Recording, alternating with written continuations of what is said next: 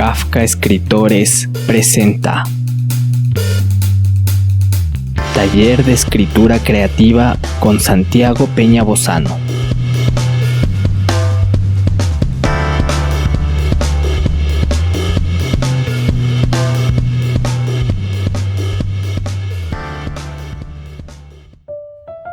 Iniciamos el taller de ciencia ficción sábado 16 de mayo de 2020 y bueno, yo creo que de alguna u otra forma todos tenemos una cierta cercanía con la ciencia ficción de uno u otro lado. Puede ser, como decíamos, ¿no? El cine para los más jóvenes, las series de televisión también, puede ser, no sé, las muy conocidas como Star Trek, las películas, ¿no? Del cine que mencionaba, hay algunas muy clásicas que todos de alguna u otra forma conocemos. Star Wars se me viene, ¿no? Por mencionar las más populares, y incluso también en las historias, ¿no? En los dibujos animados. Yo me he dado cuenta este último tiempo que las grandes historias, las que nosotros vamos a leer, las historias de ciencia ficción, están vueltas a retratar en lo que es los dibujos animados. Estoy pensando en Futurama, por ejemplo, que es una serie de dibujos animados del creador de Los Simpson, Matt Groening, no muy antigua, y que toma las historias más importantes de la ciencia ficción y las retrata, ¿no? Uno de mis acercamientos, por ejemplo, a la ciencia ficción es a través de estos soportes distintos, de estos soportes modernos. Pero luego, al regresar a ver ahora a los cuentos de la ciencia ficción, me doy cuenta que ahí está, ¿no? Es decir, hay cosas magníficas. Y esto no es que sea, obviamente no es plagio, no pueden ser influencias, puede ser relecturas, puede ser tributos, ¿no? Pero es cómo se ha construido la literatura durante todos los tiempos. Ya vamos a llegar a esto, pero el texto fundacional de la ciencia ficción, que esto es ya prácticamente indiscutible, ¿no? Lo han declarado a Frankenstein de Mary Shelley, ¿no? Y este se llama Frankenstein o el Prometeo moderno, ¿no? Es decir, este libro sería una relectura, un tributo, una reescritura del mito de Prometeo de los antiguos griegos. Y así muchísimos, ¿no? Entonces, solo para ejemplificar cómo funciona la tradición, que ya vamos a hablar también de esto un poco más adelante. Entonces, voy a hacer un recorrido sobre un poquito de historia para ubicarnos en dónde estamos y lo que va a permitirnos también tener un contexto temporal de lo que vamos a ir haciendo, ¿no?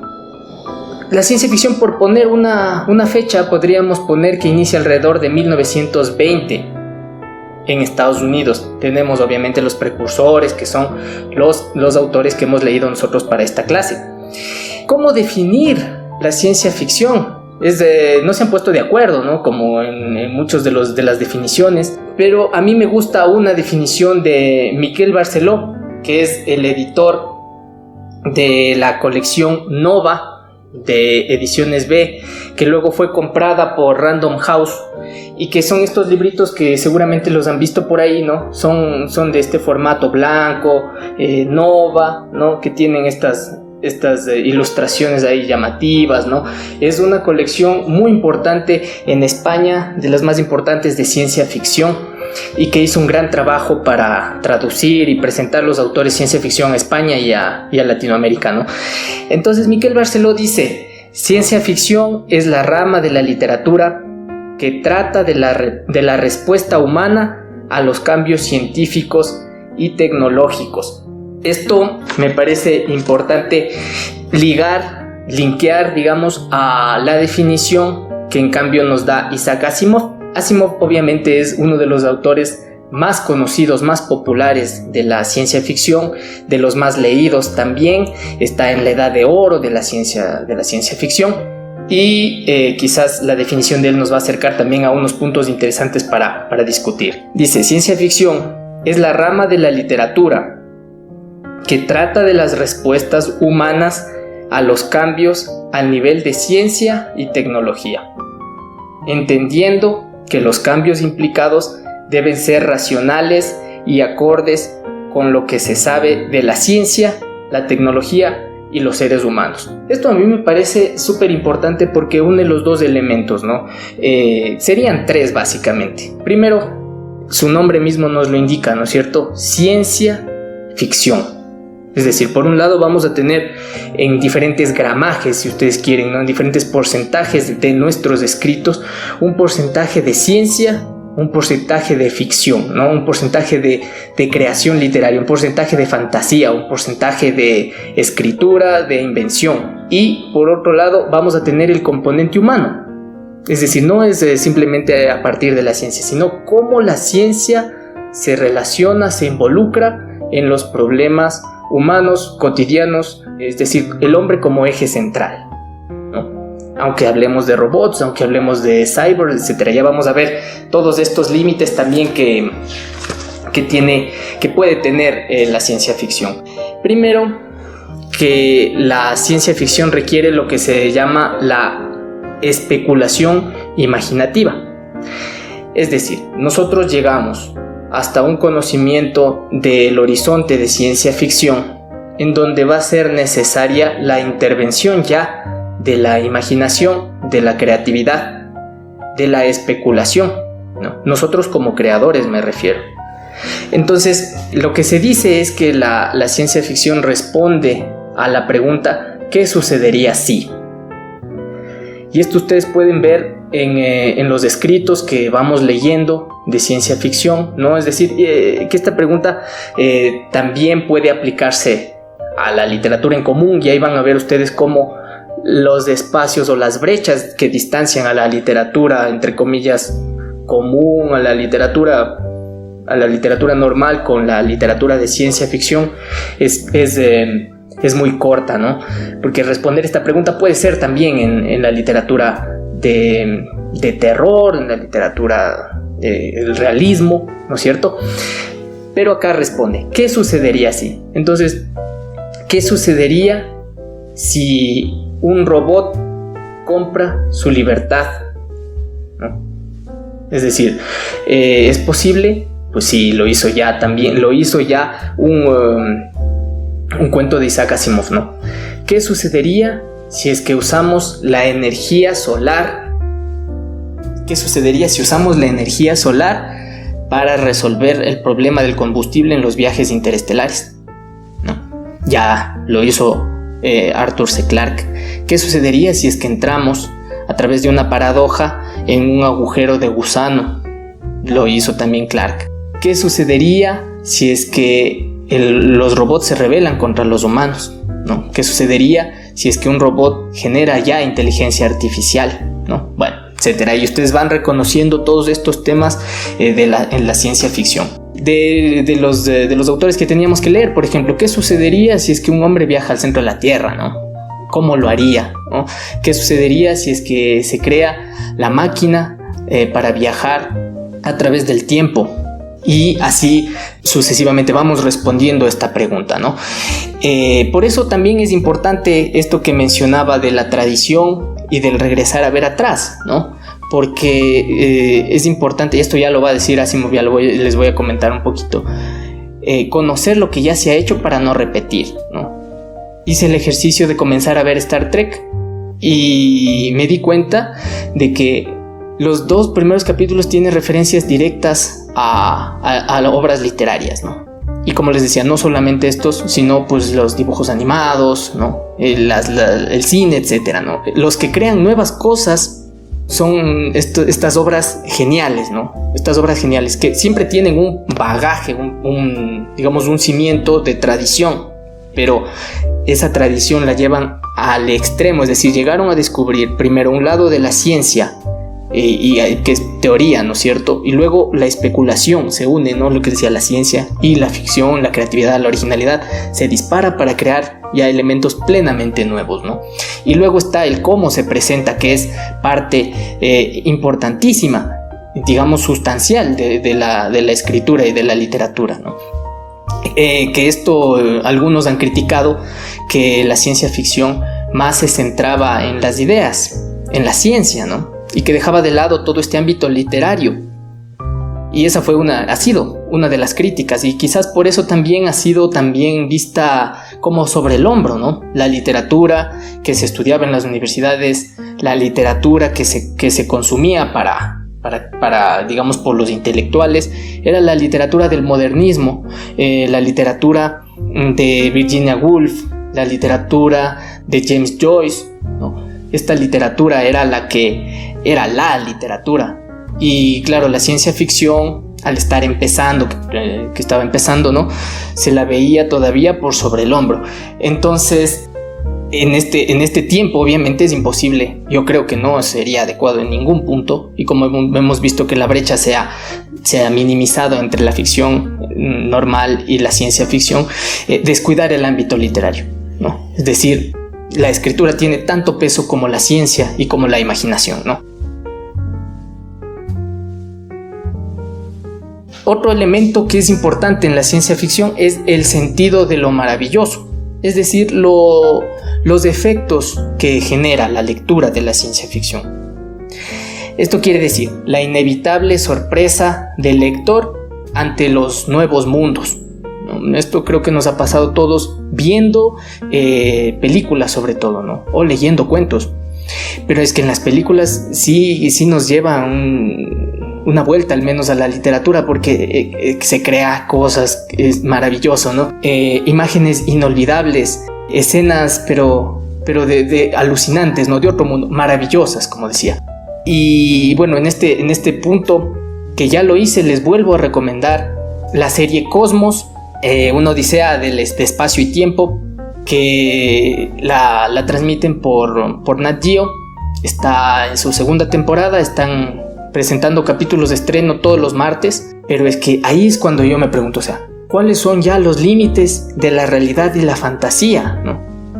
¿Cuáles son los límites de la ciencia y la ficción, ¿no? Ciencia ficción es una rama de la literatura, como hemos dicho, pero ¿qué pasa si es que en estos programas, ya en estos que también son libros, se cambia el sentido, ¿no? Porque siempre hemos visto la ciencia dentro de la ciencia ficción, ¿no?, al servicio de la historia para crear mundos y historias, personajes que consuma el lector, ¿no?, dentro del campo de la literatura.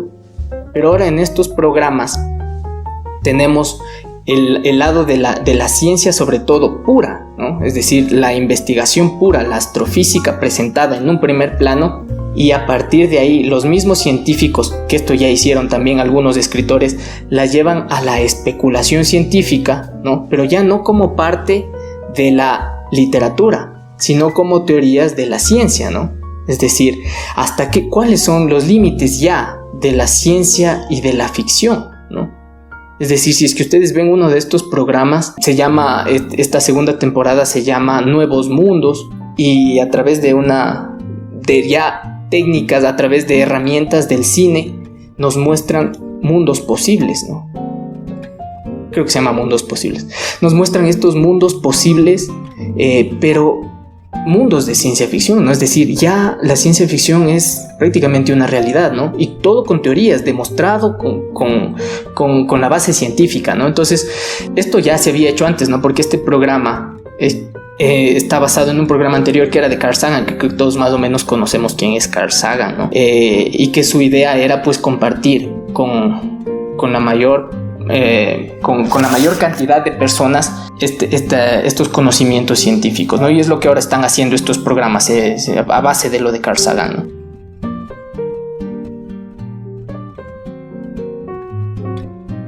¿Qué es lo que incluye la ciencia ficción? Bueno, varios elementos. Esto les comento para que ustedes puedan ir filtrando sus gustos literarios, ¿no? A mí me interesa esto, a mí me interesaría trabajar por aquí, esto es lo que a mí me gusta, etcétera, ¿no? Ahí tal vez podamos encontrar el elemento que nos lleve a nosotros a precisamente un gusto en investigación científica, ¿no? Ya, entonces, tecnociencia y sus efectos. De la tecnología, ¿no es cierto? Nuevos mundos, es decir, alienígenas, universos alternos, ¿no? Y en todas estas ustedes van a ir reconociendo entre series, películas, cuentos, literatura en general, ¿no es cierto?, de lo que puede caber en estos espacios. Nuevas sociedades, es decir, relaciones sociales, relaciones políticas, etc. La revisión especulativa de la historia, ucronías, lo que se conoce como ucronías, ¿no? Viajes en el tiempo, leyes de la causalidad, conquista del espacio, es decir, viajes interestelares, el fin del mundo, el fin del universo, la evolución humana, mutaciones, podría ser la evolución de los robots, es decir, también la realidad virtual y los límites de lo humano, del cyborg, de la inteligencia artificial, ¿no? Es decir, hasta qué punto esta ha sido uno de los grandes temas de la ciencia ficción, ¿no? Hasta qué punto un robot puede generar inteligencia artificial, o sea, puede ser un ser independiente, inteligente, ¿no? Y hay muchas pelis al respecto. Una de las que a mí más me gusta que trata este tema es de Ex Machina, una peli que les recomiendo que si quieren verla. Bueno, hay muchas que ya vamos a hacer una lista de las básicas para que ustedes puedan consumir según su tiempo, ¿no? Otra definición que me parece importante es de Kingsley Amis. Él nos dice que la prosa narrativa es la prosa narrativa que trata una situación que no puede ocurrir en el mundo que conocemos, pero que se establece como una hipótesis basada en alguna innovación en ciencia o tecnología, o en la pseudociencia o la pseudotecnología, ya sea de origen terrestre o extraterrestre, ¿no? Es decir, estos tres elementos que decimos, siempre relacionándose con lo humano, ¿no? Miquel Barceló nos facilita una lista de los 4 libros fundamentales, novelas fundamentales de la ciencia ficción, esto a gusto de él. Obviamente es una institución, ¿no?, en el género, y son los siguientes: Fundación, de Isaac Asimov. Este es un libro de un compendio de 16 libros que trata sobre la historia del futuro. Dune, de Frank Herbert. Este tiene 734 páginas, ¿no?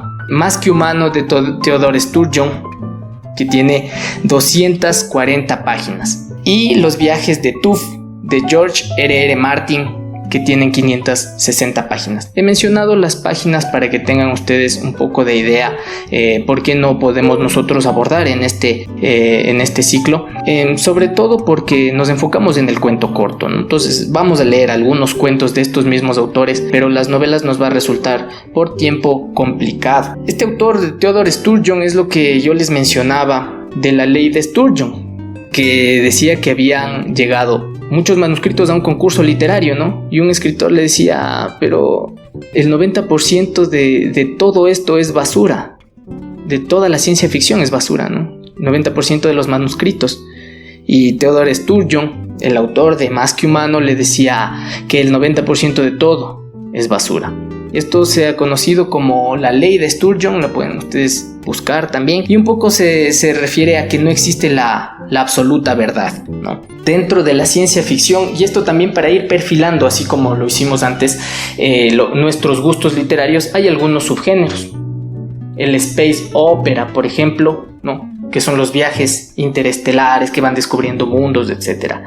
La fantasía, como Juego de Tronos; la fantasía heroica o las novelas de espada o brujería, como Conan el Bárbaro; la ciencia ficción hard, que esto es un poco lo que sucedía en la Edad de Oro, es decir, acuérdense lo que yo les decía, un porcentaje de ciencia, un porcentaje de ficción, ¿no? En este caso, la ciencia ficción hard, que quiere decir dura en inglés, ¿no?, pone mucho más énfasis a la ciencia, ¿no? Es decir, todas las novelas y los cuentos creados bajo este subgénero de la ciencia ficción hard están plenamente basados en teorías científicas, ¿no? Obviamente, y esto lo comenta luego Asimov, ¿no?, las cosas cambian, al menos en la ciencia, bueno, no solo en la ciencia, en la historia, ¿no?, en general puede cambiar, ¿no es cierto? Las leyes no cambian, pero las teorías sí. Entonces, en esta Edad de Oro que tenemos, los cuentos igual de Asimov, de Arthur C. Clarke, de Robert Heinlein, ¿no?, eran autores que eran científicos y que consultaban y que investigaban o realizaban a través de sus investigaciones cuentos basados 100% en la ciencia, ¿no? Y también tenemos la ciencia ficción soft, que está relacionada con el New Wave, la nueva ola, ¿no? The New Thing, ¿no? Esto surgió creo que por los años 60, sí, alrededor de los 60 en Estados Unidos, y que era lo contrario, ¿no? Si es que la ciencia ficción hard ponía mucho énfasis en la ciencia, estos escritores van a refrescar y dar muchísima plasticidad al lenguaje, ¿no? Van a tener acercamientos poéticos, acercamientos literarios a lo que es la escritura de los cuentos y novelas de ciencia ficción. Y lo que se dice y que se agradece es que también eso les abre un espacio, ¿no? Ya en lo que es la literatura en general, porque sí hay muy buenos cuentos de ciencia ficción, y de los primeros años de la Edad de Oro, pues sigue siendo la Edad de Oro, pero digamos en algunos momentos sí nos podemos caer en cuenta que en el tratamiento del lenguaje, en los recursos, ¿no? Podría haber, es decir, se primaba la generación de las historias, ¿no? La generación de las historias, las ideas y sobre todo la ciencia que está alrededor de esas ideas. Y luego esto va a ir cambiando poco a poco, ¿no? Ahora yo creo que en la actualidad, yo creo que esto ya no está mucho en juego, ¿no? Es decir, ficción hard, soft, podría seguirse utilizando, pero en el fondo yo creo que la literatura pues ya se la concibe obviamente como con un trabajo literario, ¿no? Es decir, el cuidado del lenguaje, todos los elementos que nosotros vemos aquí en talleres. Y al final pues nos quedaría el cyberpunk, que es interesantísimo, esta ola de jóvenes en ese tiempo, ¿no? Que es en los años 80, que toman el nombre de punk precisamente como esta idea de anarquismo, de rebeldía, ¿no? De outsiders en sociedades dominadas por multinacionales y postapocalípticas, en donde todo está regido por el internet, y ellos son prácticamente traman en contra del sistema, ¿no? Y cosas así. Igual ustedes ya pueden ir reconociendo las historias que salen de cada uno de estos subgéneros, ¿no? Ya.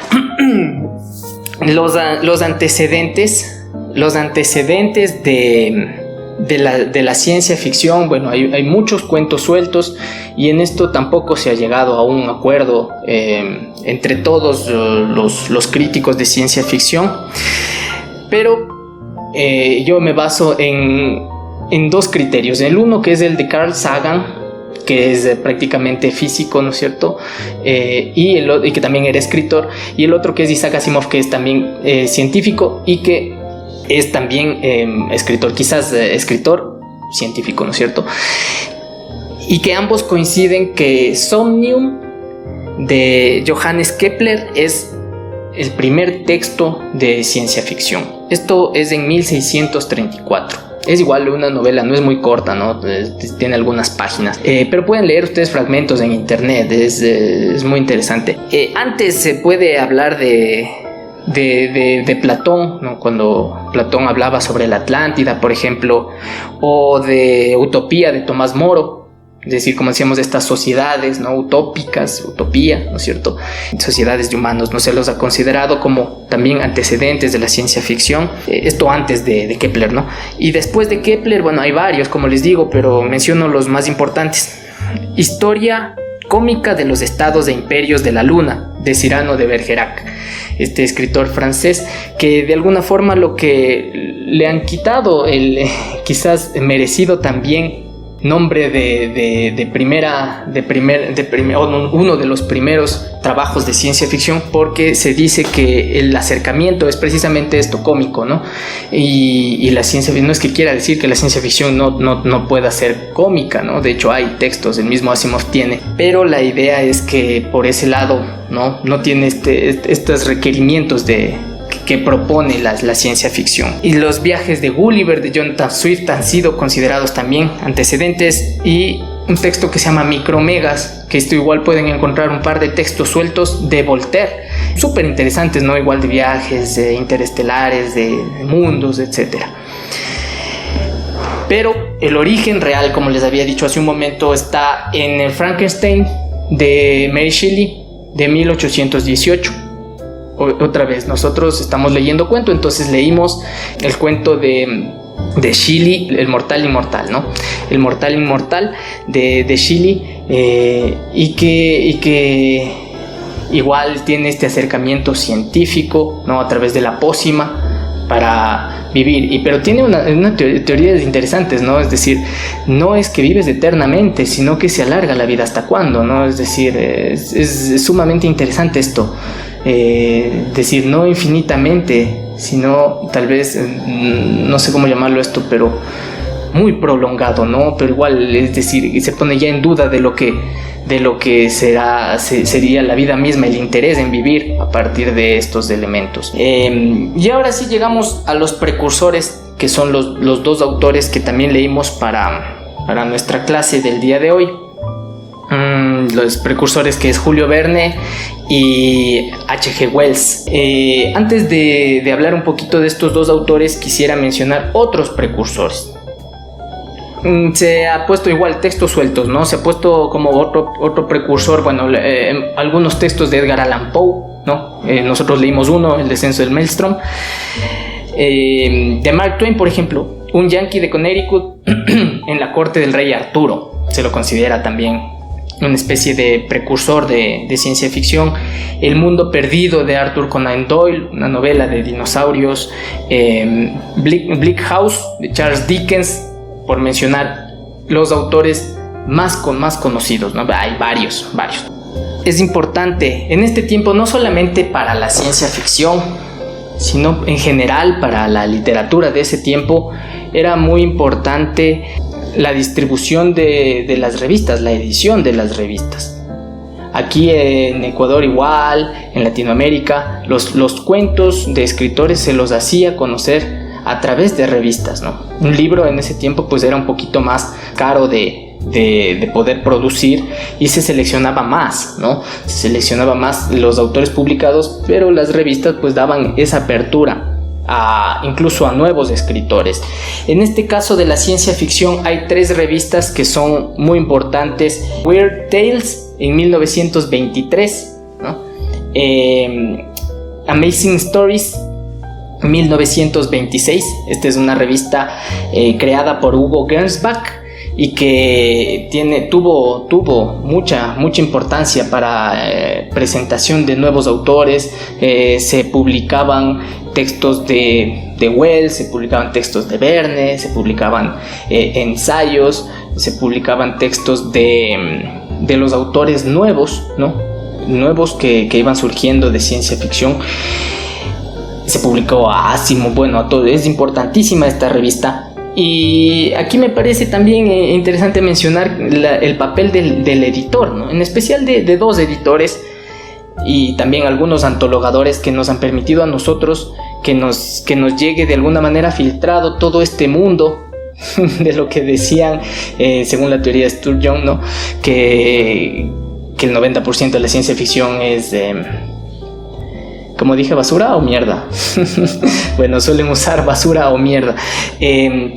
Nos llega ya medio filtrado a nosotros y de alguna forma nos facilita el acercamiento, ¿no? A lo mejor de la ciencia ficción. Entonces, lo que hacía Hugo Gernsback era de alguna manera un trabajo educativo, ¿no? Es decir, lo que él quería era que se le quite este carácter, esta denominación de literatura de segunda a la ciencia ficción, ¿no? Que pueda consumir la gente, porque consumidores siempre ha habido, ¿no? Y por eso es que ha surgido el género con tanta fuerza, que estaba mal visto por autores. Si es que leía ciencia ficción eras un poco extraño, ¿no? Y de ahí surge también este término geek, ¿no? Ciencia ficción, horror, policial, todos estos que son subgéneros, ¿no? Y que, como digo, ahora un poco ya se ha eliminado esas brechas, pero antes era así. Entonces estas revistas que digo son las conocidas pulp, ¿no? En 1930 en Estados Unidos circulaban muchas de estas revistas, que eran revistas muy económicas, revistas que publicaban precisamente estos cuentos con ilustraciones muy coloridas y que consumían muchos de los jóvenes. Entonces, claro, los padres decían, bueno, ¿qué estás consumiendo, no? Y lo que hizo Gernsback fue llegar a los padres a través de esta idea de la educación, ¿no? Muy inteligente, digamos. La idea era, se ingeniaba cosas, ponía preguntas en las revistas. Por ejemplo, ¿cuál es la estrella más cercana a nuestro sistema solar, aparte del Sol, no? y luego te ponía el cuento en el que decía Alpha Centauros. No es que te ponía la respuesta, ¿no? Sino en el cuento tú encontrabas conocimiento, y este es de la ciencia ficción hard. Entonces todo lo que se ponía era real, ¿no? Y científico. Eran cómics. No, el cómic va a ser otro género también de la literatura, puede ser, y de la ilustración. Pero no, estos no eran cómics, eran pulp, se llama, ¿no? Como una especie de revistas muy económicas, de tapa rústica, que tenían historias de este lado B de la literatura, ¿no? Pero no eran cómics. Y luego también hay otra revista, Astounding Science Fiction, en 1938, con otro nombre que hay que tener en cuenta, que es John Campbell, que son, como les digo, estos antologadores y estos editores que tuvieron tanto peso como los escritores mismos, ¿no? A Campbell, por ejemplo, lo que se dice es que se lo recuerda más como editor que como autor, ¿no? Pero está siempre mencionado junto a los nombres de la ciencia ficción de esos tiempos, de aquellos tiempos. Tenemos a nuestros dos autores que teníamos que leer un par de cuentos para el día de hoy. Verne por un lado y Wells por el otro lado. Estamos frente a dos autores, pero gigantescos, ¿no? Son dos autores que han influido muchísimo en la literatura. Yo no quisiera decir solo de ciencia ficción, me parece insuficiente, ¿no? En la literatura en general, en la concepción de la ficción en general, en el cine, etcétera, ¿no? Es decir, son dos autores revolucionarios de lo que eran las historias en ese tiempo, ¿no? Más allá de la etiqueta de ciencia ficción. Verne, que creó esta serie de libros de los viajes imaginarios, y que un poco anticipó lo que eran algunos inventos que va a crear el hombre posteriormente a sus novelas, ¿no?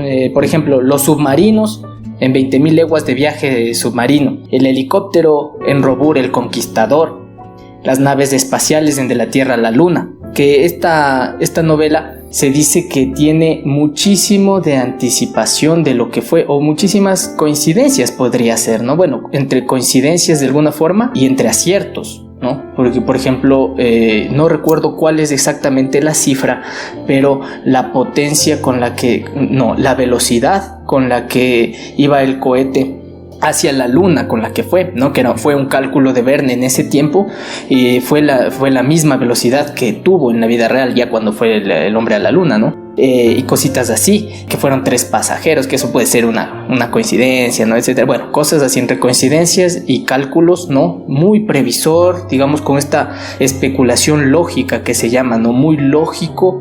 Logró atinar algunas cosas y sobre todo adelantarse a algunos tiempos, ¿no? A los tiempos. El internet en el París en el siglo XX, que esta novela es interesante porque la escribió al inicio, ¿no? Cuando recién empezaba como escritor y tenía una visión pesimista, ¿no? Y el editor no le aceptó esta novela. Y luego, bueno, siguió creando y se volvió muy famoso, y esta novela no se publicó, si no estoy mal, hasta 1994, en donde obviamente pues sacaron una novela a esas épocas de Verne, imagínense, ¿no? Pero la tuvo ahí, fue la primera novela, ¿no? Y esta estaba, como bien se dice, siendo la primera novela que escribió, pues ya estaba adelantándose a lo que era la concepción del internet. El ascensor en la isla misteriosa.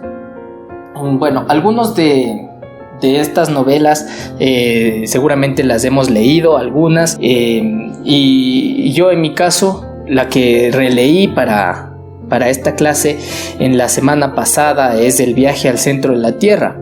Déjenme decirles que me he disfrutado como un niño, ¿no? Yo recuerdo cuando me bañaba, cuando yo era niño, mi mamá se sentaba fuera de la ducha y me leía Julio Verne. Me leía las historias de Julio Verne y yo mientras me bañaba escuchaba las historias, ¿no? Y ahora que he vuelto a leer algunas de las historias, es magnífico, ¿no? Cómo se genera estas historias, ¿no? Cómo se genera ese conocimiento, cómo se comparte ese conocimiento científico, ¿no? Ahí se puede ver de alguna u otra forma estos acercamientos, digamos, como antecesores, ¿no? De lo que va a ser la ciencia ficción. En este caso muy certeros, basados en teorías, etcétera. Que Julio Verne era un investigador, pero increíble, ¿no? Un apasionado por el conocimiento. Leía muchísimo, tuvo parálisis faciales por leer demasiado, por pulir sus novelas demasiado, ¿no? Es decir, esta especie de parálisis que te invade con el trabajo fuerte. Él tuvo eso. Un tipo excéntrico, ¿no? Se dice que cuando tenía, creo que 9 años, se iba a embarcar en un barco hacia la India para comprarle un collar a su prima. Cosas así, ¿no? Bueno, el padre no le dejó. Y bueno, entre otras cosas. Tenía 3 barcos. El San Michel 1, 2 y 3. Y tenía un hijito que precisamente se llamaba Michel. Y que lo internó en un manicomio. Y bueno, no estaba loco, ¿no? El hijo nunca le perdonó. Son historias súper extremas. Un sobrino le dispara a Julio Verne. Quería matarlo, ¿no? Y le da en la pierna y quedó cojo. A partir, creo que de que tenía 60 años, quedó cojo para el resto de su vida. Y a este sobrino también lo internaron en una clínica, ¿no? Es decir, bueno, una vida, ¿no? Pero una vida sobre todo entregada al conocimiento. Era un gran lector de la geografía. En esta novela del Faro del Fin del Mundo, por ejemplo, bueno, está ubicada en la Argentina, y siempre muy interesado sobre la geología, ¿no? En esta novela que yo les comentaba, El viaje al centro de la Tierra, que es quizás la más conocida de él, se siente toda esta investigación geológica, ¿no? Las teorías, un poco creo que es mi deber, ¿no? Aunque en el tiempo, con la distancia del tiempo, no sé qué tanto sentido tiene, qué tanta ventaja tengo yo para hacer mis comentarios respecto de la obra de Julio Verne, pero con fines didácticos lo voy a hacer. Me parece que esta novela, sobre todo, es mucho más rápida que otras de las novelas, en donde Verne se prepara todo un contexto que más o menos lleva unas 100 páginas hasta que empiece realmente la novela, ¿no? Concepciones de estructura de cada autor. En este tiempo puede parecer un poquito lento, ¿no? En el caso del viaje al centro de la Tierra, yo considero que esto no existe, ¿no? Uno está al pie de la página a cada momento, precisamente esperando qué es lo que va a hacer. Tiene una tensión, ¿no? Una tensión que te tiene ahí. Y bueno, otras novelas también, ¿no? De Julio Verne, ya vamos a compartir sus lecturas, vamos a compartir sus opiniones también. Respecto de Un expreso del futuro, quizás comentar solamente que uno de los problemas que a mí me parece que tiene el cuento es que al final resulta que es un sueño, ¿no? Todo lo que ha pasado. Simplemente eso, pero toda la idea fantástica, ¿no? Lo maravilloso, ¿no? Genera este sentimiento de maravilloso, técnicamente posible, etcétera, ¿no? Ya, Wells es un autor realmente alucinante, ¿no? Tanto como Verne, y ya en gustos ahí puede ser incluso más. Sus 4 novelas más conocidas: La máquina del tiempo, La isla del doctor Moreau, El hombre invisible y La guerra de los mundos. Todas han sido adaptadas al cine y todas han sido vueltas a presentar últimamente en nuevos formatos, ¿no? En nuevas ediciones de cine. Yo para esta clase he releído algunas.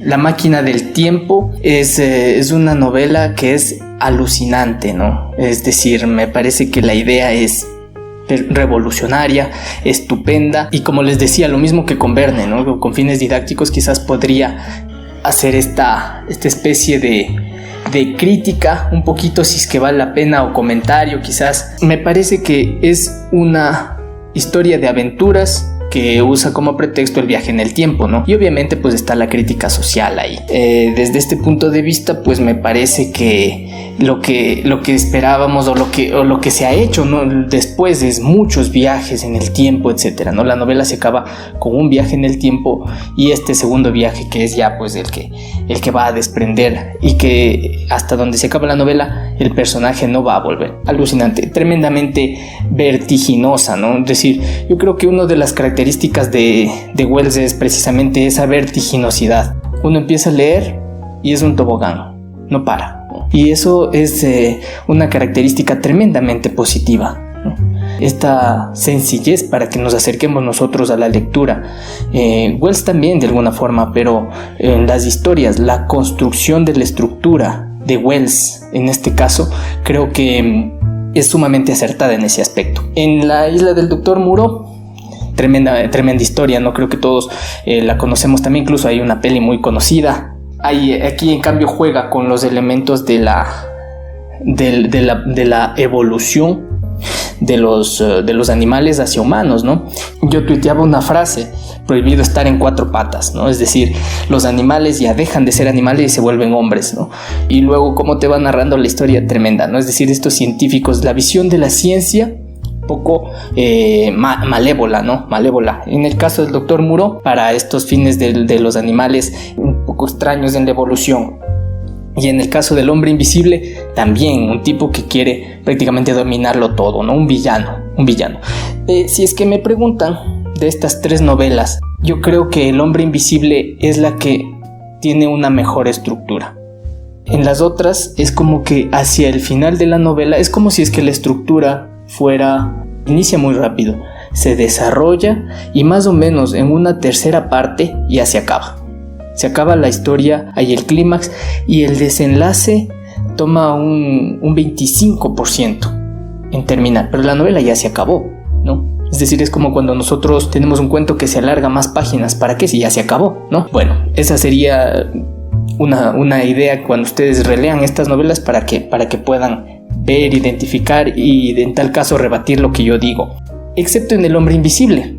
En El hombre invisible es una estructura como la que se plantea actualmente moderna, ¿no? Esto que decimos, que prácticamente en un 15% tal vez ya se acaba, y este 15% del final es una especie de coda, podría ser, ¿no?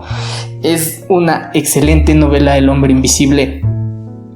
Como les digo, no he podido ver la peli de 1933. Tengo entendido que hay nuevas versiones, pero en mi caso personal me pasó algo que con La Guerra de los Mundos me acerqué a la película segunda, a la que hizo Steven Spielberg en el 2005, y que me disculpen si es que a alguien le gusta esa película, pero me pareció que es completamente desastrosa, ¿no? Desastrosa.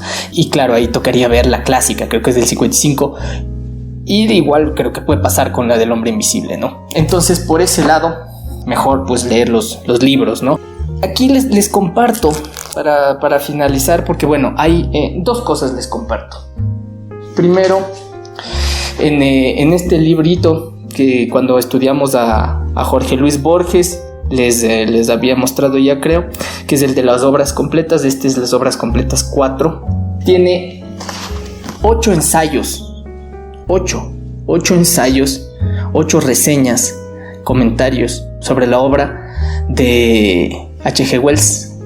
Quizás sea uno de los autores que más comentarios tiene aquí, y eso no es en vano. Es decir, Borges, yo siento una presencia de la influencia que pudo tener Wells en su escritura. Esto no se puede comprobar, al menos no conozco el texto en donde esté esto en explícito, pero más allá de eso, lo comenta aquí, comenta algunas cosas positivas sobre la escritura de Wells, ¿no? Este ensayo se llama The Holy Terror de H.G. Wells, y les voy a leer solamente un fragmento. No es muy largo, no es una reseña del libro. Dice: nada más fácil que triunfar de esta vasta novela de H.G. Wells y probar que ultraja o ignora las leyes más primarias del género. Nada más fácil que probar de antemano que es ilegible y que tiene la obligación intelectual de ser ilegible. Nada más inútil también. Yo, que no he podido leer Madame Bovary, ni los hermanos Karamazov, ni Mario el Epicurio, ni la Feria de Vanidades, he leído en un día y una noche esta novela informe. El hecho es elocuente. Cabe sospechar, sin embargo, que el encanto que irradia de Holy Terror no es puramente novelístico. Y ahí empieza la historia, ¿no? Es decir, lo que les comentaba. Esta trepidancia de la lectura, ¿no? Esta pasión con la que te metes en un libro, ¿no? Lo está diciendo Borges también. Y comenta también Borges en otro ensayo que los mejores libros para él de Wells son La isla del Dr. Moreau. No sé si sea en este orden, pero Borges no creo que haga nada arbitrariamente, ¿no? La isla del Dr. Moreau, El hombre invisible, Los hombres a la luna y La máquina del tiempo. No menciona La guerra de los mundos, ¿no? Bueno, y esta novela ha sido muchas veces premiada en Inglaterra en premios de ciencia ficción, pero bueno, para Borges esta no es.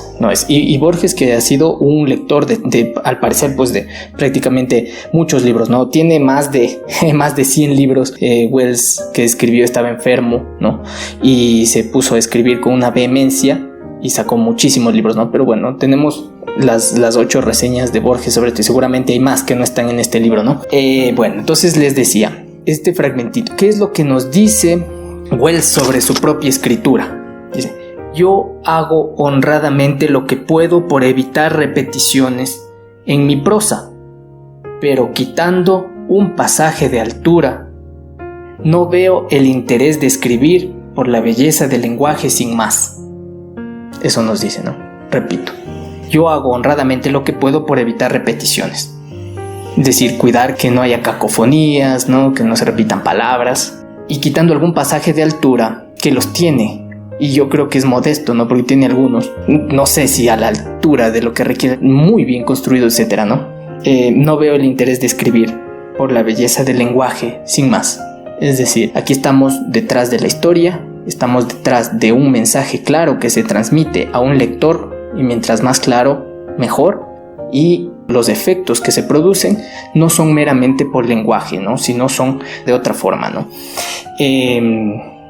Me parece que en sus cuentos, que pude leerme dos libros de cuentos de Wells, es menos afortunado que en sus novelas. Las novelas son muy buenas, ¿no? Muy buenas. En especial, como les dije, El hombre invisible, en donde creo que nos saca muchísimas carcajadas. Y en los cuentos, pues si es que quieren revisar otro, aparte de La estrella, está el que se compartió en audiocuento, que es el de El país de los ciegos, que es uno de sus cuentos más conocidos. Este cuento del país de los ciegos lo recomienda Italo Calvino como cuento fantástico, ¿no? Y tremendo cuento, tremendísimo cuento. Y aparte también el cuento del vacilo robado, que es también muy conocido. En general, estos son los mejores cuentos. Yo creo que con estas novelas podrían ustedes acercarse. Si no lo han hecho, ahora voy a darles la palabra a ustedes para poder compartir. Pero antes, y para finalizar la clase, quisiera compartir un poco de lo que es este aspecto de la escritura de cuentos de ciencia ficción, pero se aplica en general para la escritura, por Isaac Asimov. Tiene algunos ensayos Asimov sobre la escritura, algunos escritos sobre vocabulario, sobre ciencia, ¿no? Y yo he hecho aquí un compendio de lo que me parece lo más importante para la escritura creativa, ¿no?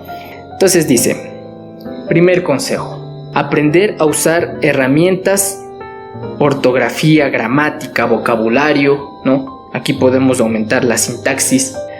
¿A qué se refiere con las herramientas?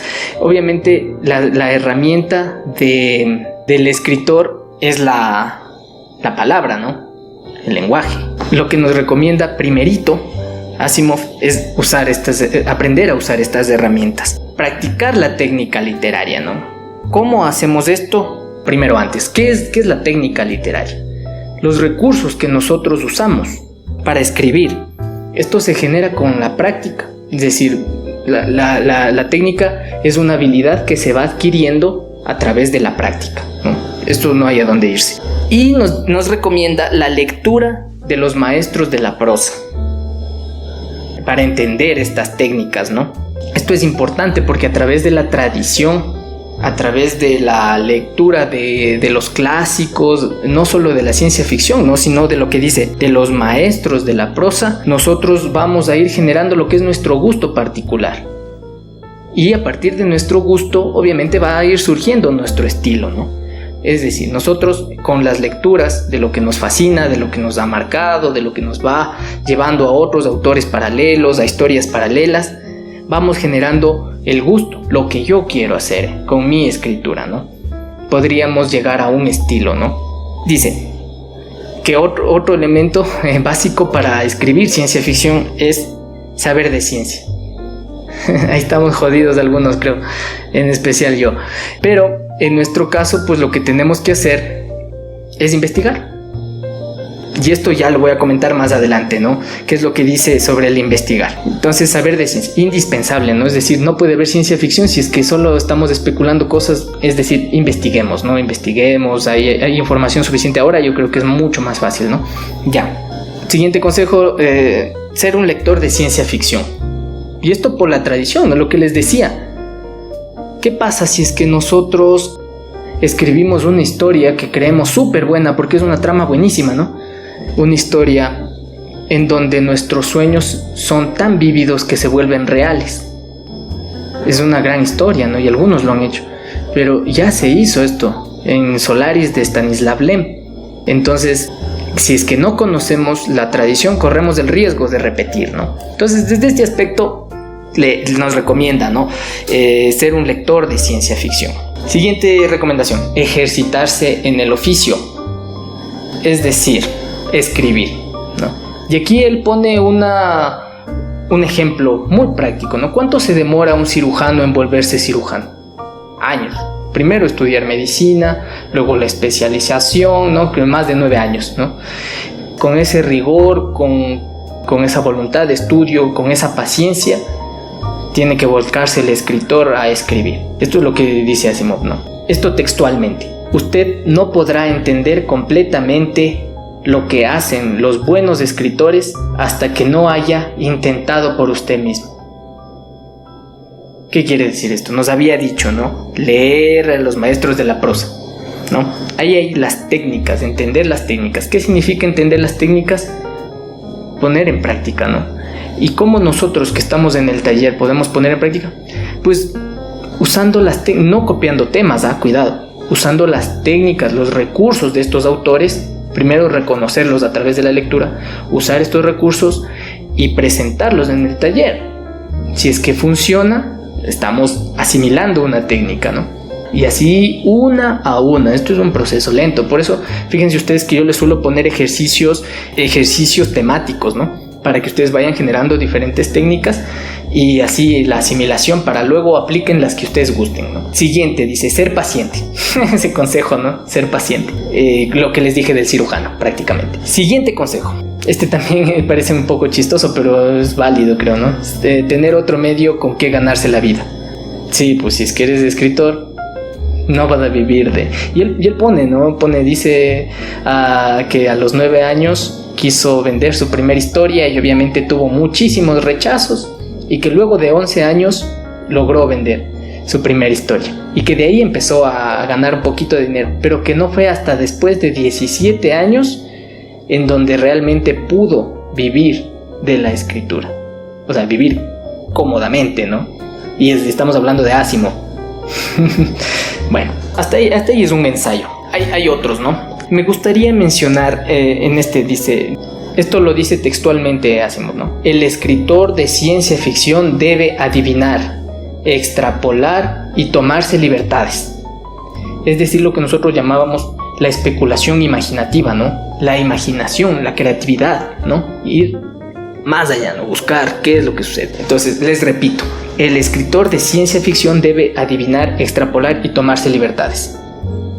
Importante. Primero conocer una base teórica, ¿no? Pero la teoría llega hasta un punto y desde ese punto nosotros disparamos teorías. Aquí mencionar el nombre de Kip Thorne, premio Nobel de física, ¿no?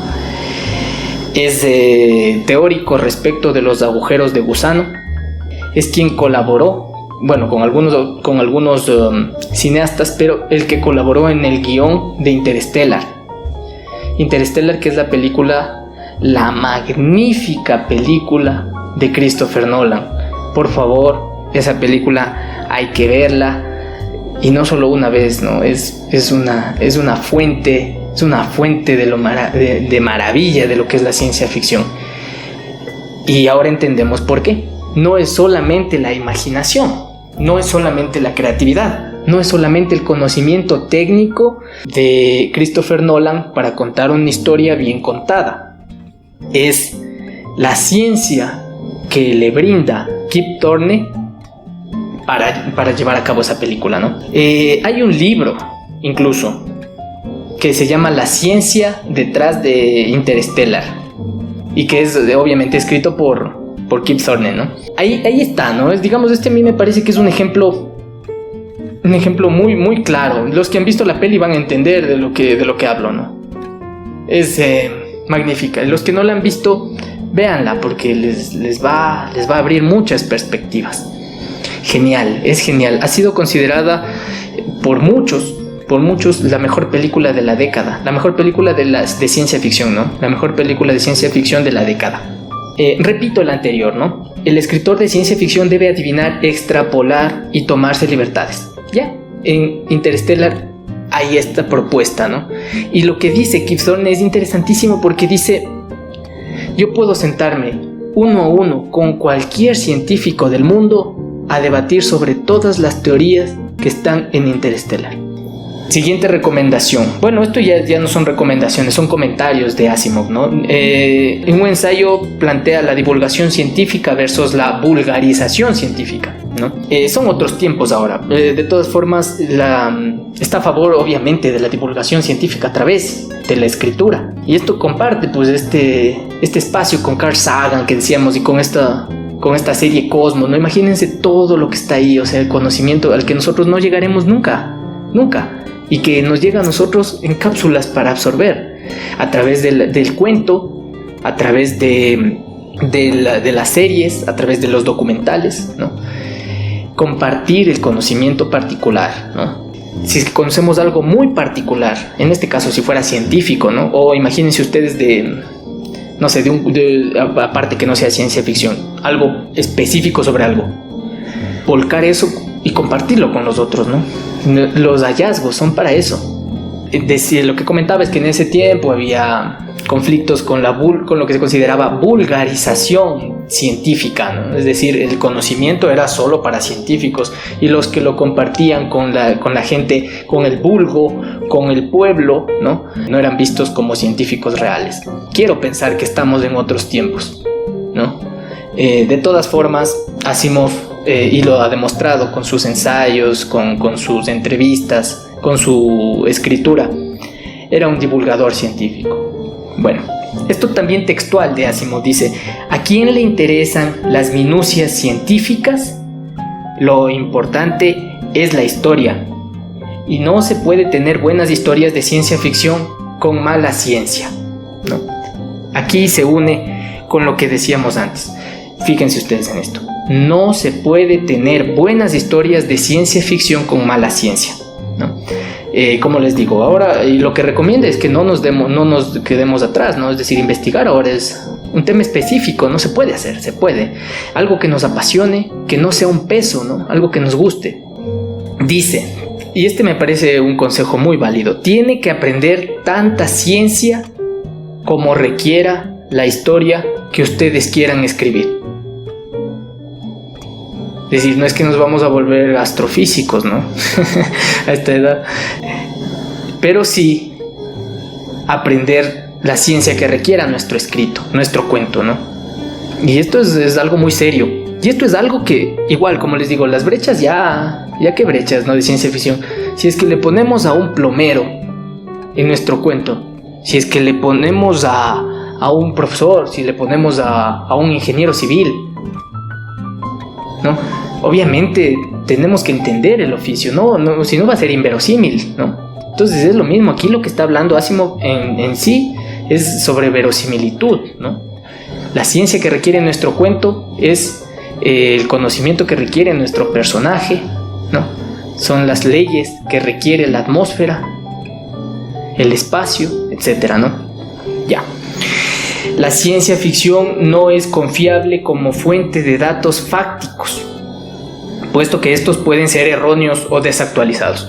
Y aquí comenta lo que le pasó a él, ¿no? Que escribió, antes se pensaba pues que Venus era algo así como que el uno era acuoso y Marte era de otra característica, ¿no? Y luego con el paso de las décadas se descubrió que no era así, que era de otra forma, ¿no? Entonces todo el texto y toda la idea de un par de novelas de Asimov cambiaron. Entonces, bueno, ahí está. Pero igual sigue siendo válido, ¿no? Porque no son documentos científicos. Sería ideal que no cambie nunca. Pero nosotros estamos arraigados en la ficción. Nosotros mucho más, que no somos científicos, ¿no es cierto? Entonces estamos seguros. Y al final, para cerrar ya también esta parte de Asimov y de los consejos que él da, de los ensayos que escribe, habla sobre el estilo. Habla sobre la claridad del estilo, igual con lo que cerré la parte de Wells, ¿no? Escribir así puede ser comparado, está hablando de la claridad, ¿no? Escribir así, con claridad, puede ser comparado al vidrio transparente de una ventana. Uno puede ver con exactitud lo que está pasando en la calle y no toma conciencia de que está el vidrio. Esto es lo que propone Asimov, ¿no? Decía, a mí no me interesa, lo mismo que Wells, no me interesan los vericuetos del lenguaje, lo que me interesa, y pone el ejemplo que serían como estos vitrales, ¿no? De colores y etcétera, que son imbricados, contrastado con el vidrio, y decía, estos vitrales fueron hechos en la antigüedad, y no es solamente hasta poco tiempo desde la época de Asimov en donde se descubre el vidrio transparente, ¿no?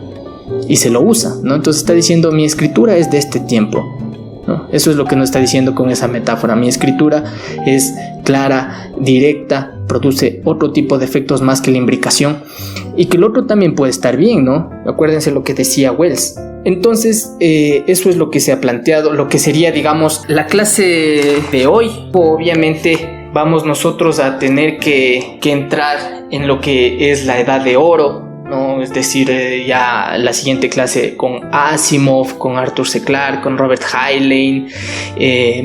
Luego vamos a entrar con esta idea de lo que es el New Wave, ¿no es cierto? Con Philip K. Dick, con Stanislav Lem. Y luego vamos a leer algo de Ursula K. Le Guin, y vamos a leer también algo de William Gibson, que es lo de Cyberpunk, etcétera, ¿no? Entonces estamos empezando este recorrido sumamente apasionante de cuentos, de teoría, de escritura, de cine también, ¿no? De investigación científica. Y ahora sí quisiera pues que abramos un poco los micrófonos, porque teníamos pendiente el compartir sus lecturas. Tenemos unos 20 minutos, así que traten de no ser tímidos y traten de ser concisos para ver cómo les fue, ¿no? El ejercicio consistía en buscar un tema que nos apasione y ver cómo lo aplicábamos a una historia, ¿no? El ejercicio sería buscar una premisa. ¿Qué es la premisa? ¿Cómo venden las ideas en Hollywood? Con una premisa. Mi historia, mi guión, lo que sea, lo que se llama great idea, ¿no? Tiene que tener esta, ¿no? Tiene que ser algo, ¡pum!, ¿no? Una idea brillante, ¿no es cierto? Una idea buena. Y mostrarla en una frase. Si es que podemos nosotros resumir nuestro cuento en una frase y resulta atractivo, ya el resto es escribirlo, ¿no? Pero tenemos que tenerlo tan dentro, tan pensado, meditado, etcétera, asimilado, para resumirlo en poco, para generar, para saber que lo asimilamos, que lo tenemos claro, etcétera, ¿no? Entonces, vamos a ver cómo les ha ido con esto. Hasta aquí la clase. Si te gustó este contenido, puedes suscribirte y compartirlo con tus amigos.